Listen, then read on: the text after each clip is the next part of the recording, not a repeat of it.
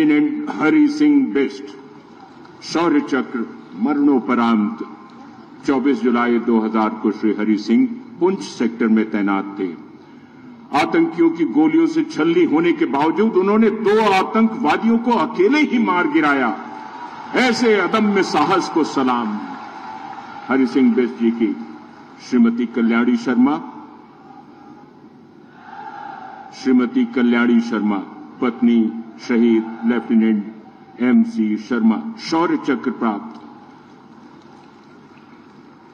24 जुलाई 1975 को lieutenant colonel Mukesh Sharma army के राजपुताना राइफल्स में कमीशन प्राप्त हुआ और आपने जो बलिदान किया उसके लिए आपको सम्मानित किया जाता है। श्रीमती अर्चना कालिया पत्नी शहीद मेजर कमल कालिया शौर्य चक्र से सम्मानित। मेजर कमल कालिया को उनके बलिदान दिवस की 29वीं वर्षगांठ पर उनके वीरता और अदम्य साहस की याद में उन्हें शौर्य चक्र पुरस्कार प्रदान किया गया।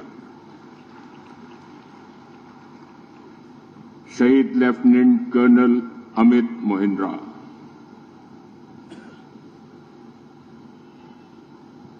मेजर अमित मोहिंद्रा ने कैप्टन के रूप में एक वायु अनुरक्षण मिशन में करतल ध्वनि से स्वागत कीजिए। एक्स कर्नल भरत सिंह शौर्य चक्र से सम्मानित। कर्नल भरत सिंह 1981 के युद्ध में भारतीय सेना के वीर। इन्हें भारत के राष्ट्रपति द्वारा नागालैंड में हुए आतंकी हमले के दौरान सम्मानित किया जा रहा है। और श्रीमती प्रियंका राय पत्नी स्वर्गीय IC एक्स कर्नल मुनीन्द्र नाथ राय शौर्य चक्र से सम्मानित। करतल ध्वनि से स्वागत होता रहे। इनके पति ने बलिदान दिया देश की रक्षार्थ, देश के हितार्थ। और शहीद श्री अरुण कुमार त्रिपाठी जी के परिजन नहीं आए हैं। उसके बाद शहीद श्री टिंकू कुमार के परिजन सादर आमंत्रित हैं। 19 वर्ष की उम्र में प्रशिक्षण के उपरांत प्रथम पोस्टिंग में ही इन्हें ऑपरेशन रक्षक का हिस्सा बनाया गया। आपके बलिदान के लिए आपको सम्मानित किया जा रहा है। श्री सुनील चंद्र चौधरी जी के परिजन सादर आमंत्रित हैं। शहीद श्री हर्षवर्धन सिंह विसेन जी के परिजन सादर आमंत्रित हैं। शहीद श्री रामांजन जी के परिजन उपस्थित नहीं हो पाए हैं। शहीद श्री भूपेन मेहरा जी के परिजन सादर आमंत्रित।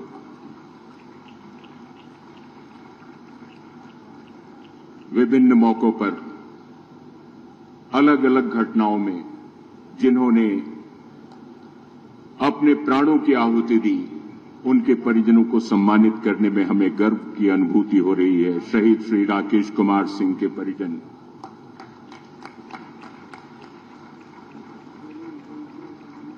शहीद श्री नरेंद्र कुमार तिवारी के परिजन सादर आमंत्रित होने के लिए। और अब SSB के सशस्त्र सीमा बल के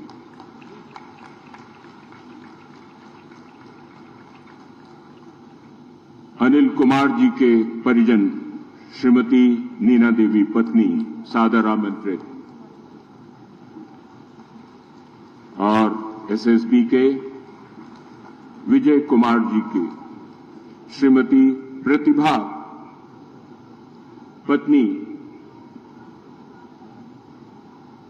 श्रीमती प्रतिभा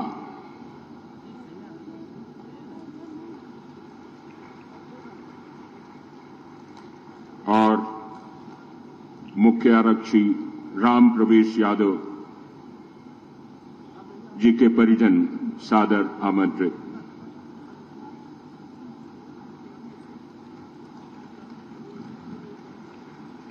आरक्षी अमित कुमार तिवारी जी के माताजी श्रीमती विद्यावती देवी जी सादर आमंत्रित हैं सम्मानित होने के लिए। श्रीमती प्रतिभा जी विजय कुमार जी की पत्नी सादर आमंत्रित हैं सम्मान ग्रहण करने के लिए। और अब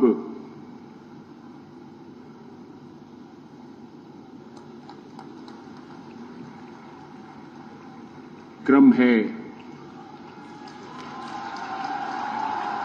छोटा सा बालक जिसने पाठ पढ़ा है बलिदान का, त्याग का, तपस्या का, साहस का, वीरता का, वो बालक हमारे लिए कितना महत्वपूर्ण भविष्य के हमारे कर्णधार।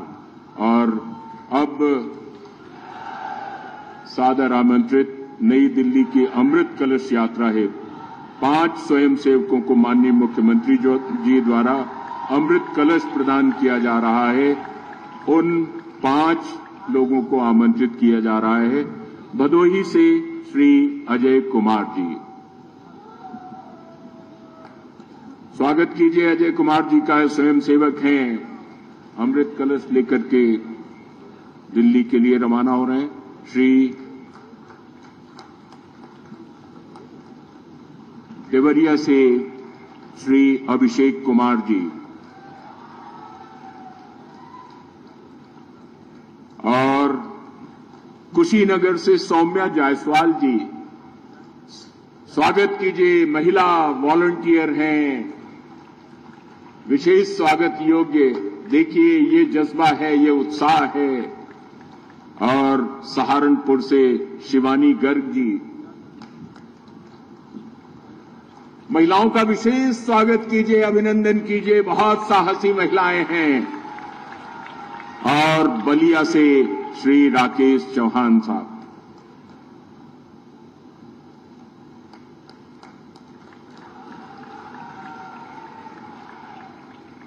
और अब वो क्रम है जिसका आप देर से इंतजार कर रहे थे।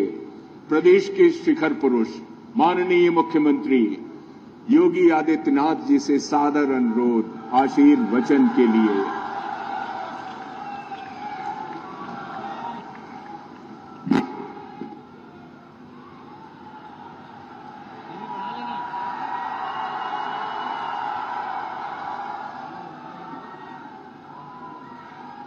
आजादी के अमृत महोत्सव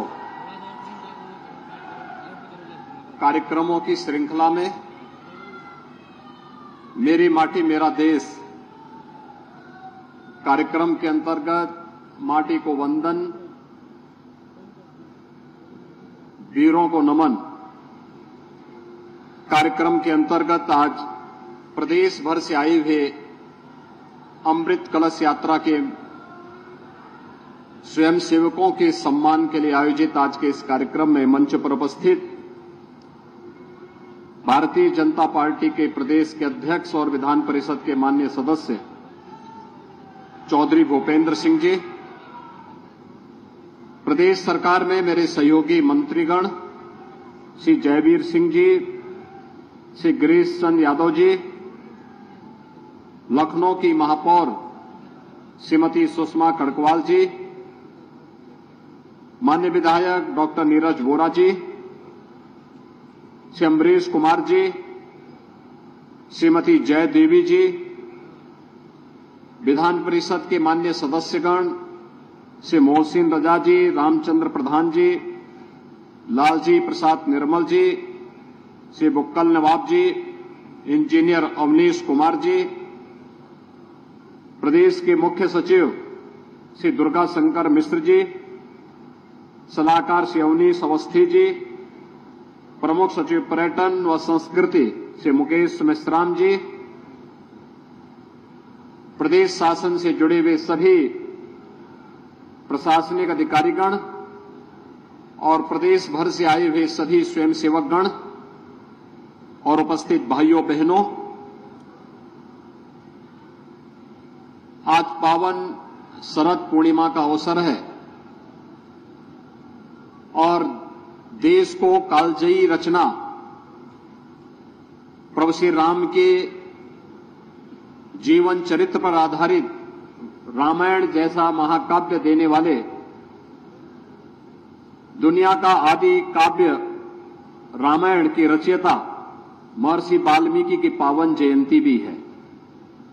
इस अवसर पर हम इस अमृत वाटिका में अमृत कलश यात्रा के जुड़े हुए सभी स्वयं सेवकों का अभिनंदन कर रहे हैं। मैं प्रदेश भर से आए हुए आप सभी स्वयं सेवकों का, जिन्होंने प्रदेश के अलग अलग गांव, विकास खंडों, नगर निकायों से आकर के भारत के वीरों का वंदन करते हुए माटी को नमन किया है और उस कलश यात्रा के साथ आज आप दिल्ली के लिए कल प्रस्थान करेंगे। राजधानी लखनऊ में आगमन पर मैं आपका हृदय से स्वागत करता हूं, अभिनंदन करता हूं। भाइयों बहनों, हम सब जानते हैं कि पहली बार पूरा देश राष्ट्रीय आयोजनों में एकजुट होकर के कैसे उन आंदोलनों का हिस्सा बनता है, उस अभियान का हिस्सा बनता है। आजादी का अमृत महोत्सव उसका एक महत्वपूर्ण आयोजन रहा है। हम में से किसी भी व्यक्ति ने 1947 में जब 15 अगस्त को देश आजाद हुआ था, वह दिन नहीं देखा होगा, या जिसने देखा होगा उसको स्मरण नहीं होगा। जिसको स्मरण भी होगा तो उन कार्यक्रमों में भागीदार नहीं बना होगा, क्योंकि एक ओर देश की आजादी थी, दूसरी ओर विभाजन की त्रासदी थी। लेकिन पहली बार हुआ जब हर घर तिरंगा के माध्यम से प्रधानमंत्री मोदी जी ने पूरे देश को आजादी के अमृत महोत्सव कार्यक्रम के साथ जोड़ने का एक अभिनव पहल की और सफलतम आयोजन के साथ भारत के हर घर में भारत के आन, मान और शान का प्रतीक तिरंगा लहराता हुआ दिखाई दिया। इस अवसर पर भारत के सभी अमर शहीदों को स्मरण करने का एक अवसर भी अलग अलग कार्यक्रमों के माध्यम से प्रत्येक गांव, प्रत्येक नगर, प्रत्येक जनपद में स्मारकों को सुदृढ़ीकरण करने, उनके सुंदरीकरण करने, वहां पर नमन करने का एक अवसर भी हर भारतवासी के मन में, हर भारतवासी के साथ अमृत महोत्सव के कार्यक्रम ने जोड़ा। लेकिन अमृत महोत्सव के कार्यक्रम की शुरुआत आदरणीय प्रधानमंत्री जी ने साबरमती के तट पर 21 मार्च 2021 को जो प्रारंभ किया, 15 अगस्त 2023 को उसका एक विराट स्वरूप हम सबके सामने देखने को मिला। और अब गांव-गांव से, हर विकास खंड से, हर नगर निकाय से अमृत कलश में मातृभूमि के प्रति श्रद्धा और समर्पण का भाव व्यक्त करते हुए, कृतज्ञता का भाव व्यक्त करते हुए, एक ओर वीरों का नमन है, दूसरी ओर माटी का वंदन है, और इन सब को लेकर के अब एक कलश यात्री देश की राजधानी दिल्ली के लिए प्रस्थान किए हैं। आज राजधानी लखनऊ में आप सब प्रदेश के सभी 75 जनपदों से, 826 विकास खंडों से आप सब आज 762 जो हमारे नगर निकाय हैं वहां से होते हुए यहां पर पहुंचे हैं। मैं इस अवसर पर प्रदेश शासन की ओर से आप सबका हृदय से स्वागत करता हूं, अभिनंदन करता हूं। इस अवसर पर अनेक कार्यक्रमों के साथ हमें जुड़ने का अवसर प्राप्त हुआ। खासतौर पर चौरी चौरा शताब्दी महोत्सव का कार्यक्रम, काकोरी ट्रेन एक्शन का कार्यक्रम, बटेश्वर में श्रद्धेय अटल बिहारी वाजपेयी जी की पावन जन्मभूमि के आयोजन से जुड़े हुए कार्यक्रम और अमर शहीदों के साथ उनके स्मारकों को भव्य स्वरूप देने के साथ साथ हुए अनेक कार्यक्रमों के साथ, न केवल परंपरागत कार्यक्रमों के साथ, कलाकारों के साथ, बल्कि आधुनिकतम कार्यक्रमों के साथ, तकनीक पर आधारित कार्यक्रमों के साथ, ड्रोन शो के कार्यक्रमों के साथ भी जुड़ने का अवसर आजादी के अमृत महोत्सव के इन सभी आयोजनों ने हमें दिया। भाइयों बहनों, इस अवसर पर प्रधानमंत्री जी ने हर भारतवासी के सामने पंच प्रण का एक विराट संकल्प भी दिया है। आज हम सब आजादी के अमृत महोत्सव के बाद आजादी के अमृत काल के प्रथम वर्ष में प्रवेश किए हैं। आजादी का अमृत काल का ये प्रथम वर्ष कैसे आने वाले समय में आगामी 25 वर्ष की कार्य योजना को आगे बढ़ाते हुए भारत को दुनिया की एक बड़ी ताकत के रूप में, एक विकसित भारत के रूप में स्थापित करने में सफल होगा। इन संकल्पों के साथ हर भारतीय को जुड़ना होगा और इसके लिए पंच प्रण प्रधानमंत्री जी ने तय किए। इन पंच प्रणों को अपने जीवन का हिस्सा बनाते हुए अगर हर भारतवासी आगे बढ़ता है, कोई कारण नहीं कि 2047 में जब देश अपनी आजादी का शताब्दी महोत्सव मना रहा होगा, आजादी का शताब्दी महोत्सव 100 वर्षों के कार्यों का एक ऐसा दस्तावेज हमारे सामने होगा जब भारत दुनिया की एक बड़ी ताकत होगी और इस बड़ी ताकत के माध्यम से मानवता के कल्याण का और विश्व कल्याण और विश्व शांति का एक नया संदेश पूरी दुनिया को, पूरी मानवता को दिया जाएगा। उस संकल्प के साथ आज हम आगे बढ़ रहे हैं। ऐसा नहीं कि आजादी के अमृत महोत्सव में हम लोगों ने कुछ नए कार्यक्रमों के साथ और नई उपलब्धियां हमें न प्राप्त हुई हो। आजादी का अमृत महोत्सव का कार्यक्रम जब देश अपनी आजादी के 75 वर्ष पूरा किया तब भारत उस ब्रिटेन को पछाड़ करके, जिस ब्रिटेन ने लगभग 200 वर्षों तक भारत में शासन किया था, उसे पछाड़ करके भारत दुनिया की 5वीं बड़ी अर्थव्यवस्था बना। जब भारत अपनी आजादी का अमृत महोत्सव मना रहा था तब दुनिया के 20 बड़े देशों के वे समूह जिनका दुनिया में, दुनिया की अर्थव्यवस्था पर, दुनिया के ट्रेड पर, दुनिया की इकोनॉमी पर जिनका एक अधिकार है, G20 के उस समूह की अध्यक्षता करने का अवसर भी भारत को प्राप्त हुआ। और अभी आपने देखा होगा प्रधानमंत्री जी के नेतृत्व में दिल्ली में आयोजित G20 के समिट ने दुनिया के 40 देशों के राष्ट्राध्यक्षों की उपस्थिति में भारत की ताकत का एहसास दुनिया ने किया। आज दुनिया का भारत के प्रति नजरिया बदला है। भारत आज एक संकट मोचक के रूप में जाना जा रहा है। दुनिया के अंदर जहां कहीं भी संकट आता है, भारत और प्रधानमंत्री मोदी जी की ओर लोग निगाहें लगाकर देखते हैं। आशा भरी निगाहें उठती हैं कि मोदी जी के नेतृत्व में कुछ रास्ता निकलेगा, एक राह निकलेगी शांति की, सौहार्द की, कल्याण की। और उस मार्ग को प्रशस्त करने के लिए 142 करोड़ लोग अगर संकल्पित होकर के प्रधानमंत्री मोदी जी के नेतृत्व में कार्य करना प्रारंभ करेंगे, कोई कारण नहीं आने वाला कल भारत का होगा और 2047 में भारत दुनिया की एक बड़ी ताकत बन करके दुनिया को मार्गदर्शन और नेतृत्व देने की स्थिति में होगा। इस संकल्प के साथ इस कलश यात्रा को हम लोग उत्तर प्रदेश से पूरी भव्यता के साथ, पूरी गरिमा और गौरव के साथ, पूरे अनुशासन के साथ लेकर के जाएंगे। अपनी माटी के वंदन के साथ साथ वीरों के नमन के इन कार्यक्रमों के साथ हम जुड़ेंगे। इस विश्वास के साथ मैं आप सभी प्रदेश भर से आए हुए स्वयं सेवकों को, कलश यात्रियों का प्रदेश की राजधानी लखनऊ में एक बार फिर से अभिनंदन करता हूं, स्वागत करता हूं और विश्वास व्यक्त करता हूं कि उत्तर प्रदेश का योग्य नेतृत्व आप सबके साथ दिल्ली में इस कलश यात्रा के साथ जाकर के इस गौरवमयी उपस्थिति के माध्यम से उत्तर प्रदेश के इन सभी कार्यक्रमों की उपस्थिति वहां पर दिखाएंगे। आप सबके प्रति मेरी शुभकामनाएं। धन्यवाद। जय हिंद।